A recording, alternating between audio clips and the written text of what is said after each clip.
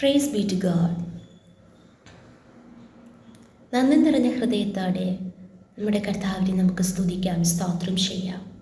അതെ, കഴിഞ്ഞ നാളുകളിൽ ദൈവം അതതിൻ്റെ സമയത്ത് എല്ലാ കാര്യങ്ങളെയും ഭംഗിയായി നമുക്ക് വേണ്ടി ചെയ്തു തന്നില്ലേ? ആ കർത്താവിൽ നമുക്ക് പൂർണ്ണമായി ആശ്രയിക്കാം. ഇനിയും ദൈവത്തിൻ്റെ സമയത്തിനായി നമുക്ക് കാത്തിരിക്കാം. നിശ്ചയമായി സമയം തെറ്റുകയുമില്ല. കർത്താവ് തൻ്റെ പ്രവൃത്തി നമുക്ക് വേണ്ടി വെളിപ്പെടുത്തുക തന്നെ ചെയ്യും. എന്നെ ശ്രമിക്കുന്ന എല്ലാ പ്രിയ ദൈവമക്കൾക്കും യേശുക്രിസ്തുവിൻ്റെ നിസ്തുല്യ നാമത്തിലുള്ള എൻ്റെ സ്നേഹവന്ദനങ്ങൾ. ഈ ദിവസത്തിലും അല്പസമയ ചിന്തയ്ക്ക് ആധാരമായി നമുക്ക് 2 വചനങ്ങളെ വായിക്കാം. യോഹന്നാൻ എഴുതിയ സുവിശേഷം 2-ാം അധ്യായം അതിൻ്റെ 4-ാം വചനം.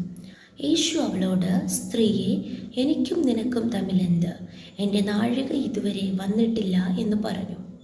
അടുത്തതായി യോഹന്നാൻ എഴുതിയ സുവിശേഷം 8-ാം അധ്യായം അതിൻ്റെ 20-ാം വചനം.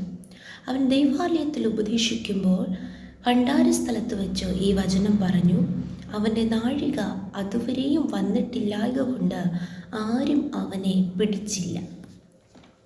ഈ 2 വചനങ്ങളിലും യേശുവിൻ്റെ നാഴികയെക്കുറിച്ച് നമുക്ക് വായിക്കുവാൻ കഴിയുന്നു. യേശുവിൻ്റെ സമയം.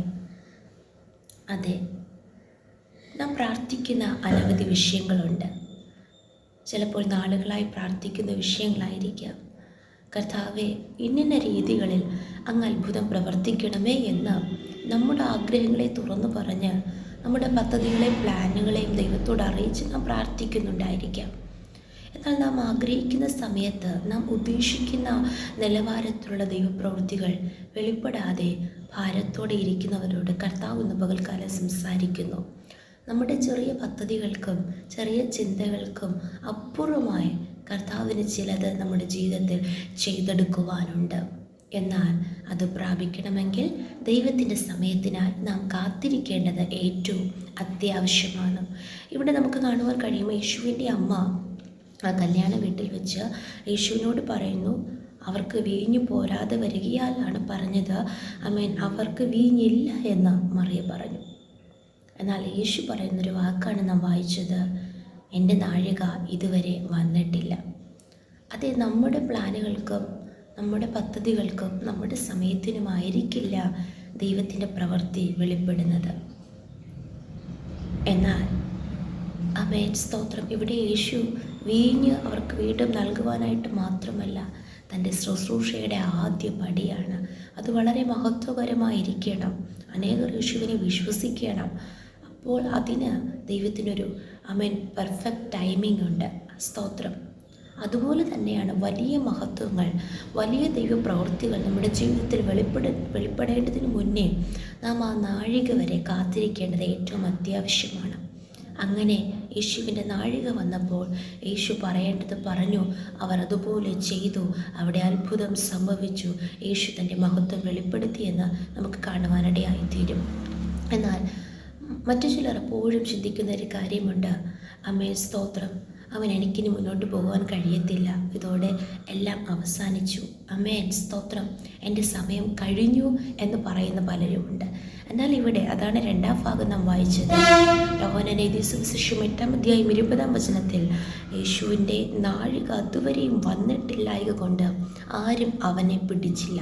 നാം പറയുന്ന സമയമല്ല നമ്മുടെ ജീവിത അവസാനം. അതെ, യേശുവിനൊരു സമയമുണ്ട്. ദൈവത്തിനൊരു നാഴികയുണ്ട്. ആ നാഴിക വരുന്നതിന് മുൻപ് യാതൊരു വ്യക്തിക്കോ ശക്തിക്കോ യാതൊരു രോഗത്തിനോ പൈശാചിക പോരാട്ടങ്ങൾക്കോ യാതൊരു മേഖലകൾക്കോ നമ്മെ തകർത്ത് കളയുവാൻ, നമ്മെ നശിപ്പിച്ചു കളയുവാൻ സാധ്യമല്ല. ഹല്ലേലൂയ. ഇവിടെ യേശുവിൻ്റെ ശുശ്രൂഷ തീർന്നിട്ടില്ല. ആയതിനാൽ അവൻ്റെ നാഴിക ഇതുവരെയും വന്നിട്ടില്ല കൊണ്ട് ആരും അവനെ പിടിച്ചില്ല. പ്രിയ ദൈവമക്കളെ, ഈ 2 വചനങ്ങളെ നമുക്ക് പൂർണ്ണമായി വിശ്വസിക്കാം. ദൈവപ്രവർത്തികൾ നമ്മിലൂടെ ചെയ്തെടുക്കുന്നതിന് മുൻപേ നമുക്ക് യാതൊരു ദോഷവും സംഭവിക്കുകയില്ല. അതെ, നശിച്ചു, തീർന്നു, അവസാനിച്ചു, എല്ലാം കഴിഞ്ഞു എന്ന് തോന്നിപ്പോകുന്ന പ്രതിസന്ധികൾ നമ്മുടെ ജീവിതത്തിൽ കടന്നു വരാം.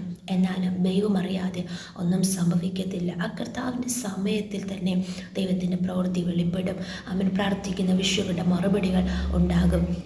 ആയതിനാൽ യേശുവിനൊരു സമയമുണ്ട്. ആ സമയത്തിനായി നമുക്ക് കാത്തിരിക്കാം. കർത്താവ് വീണ്ടും ആമേൻ സ്തോത്രം തക്ക സമയത്ത് നമുക്ക് വേണ്ടി അത്ഭുതങ്ങളെ പ്രവർത്തിക്കും. നമുക്കൊരുമിച്ച് പ്രാർത്ഥിക്കാം. നല്ല ദൈവമേ, സ്വർഗ്ഗസ്ഥ പിതാവേ, അനുഗ്രഹിക്കപ്പെട്ട ദിവസത്തിലും അങ്ങ് ഞങ്ങൾക്ക് നൽകിയ നല്ല ആലോചനയ്ക്കായി സ്തോത്രം ചെയ്യുന്നു.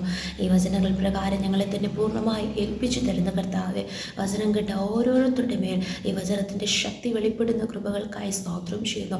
നാളുകളായി പ്രാർത്ഥിക്കുന്ന വിഷയങ്ങളുടെ മധ്യത്തിൽ കർത്താവ് ഞങ്ങളുടെ സമയത്ത് അങ്ങ് എല്ലാവർക്കും വേണ്ടി അത്ഭുതം പ്രവർത്തിക്കണമേ എന്ന് പ്രാർത്ഥിക്കുന്നു. എന്നാൽ അതുവരെയും തളർന്നു പോകാതെ, മടുത്തു പോകാതെ, ക്ഷീണിച്ചു പോകാതെ, വിശ്വാസത്തിൽ ഉറച്ച് ദൈവത്തിൽ ആശ്രയിച്ച് അപ്പാ മുന്നേറുവാൻ സഹായിക്കണമേ കർത്താവേ.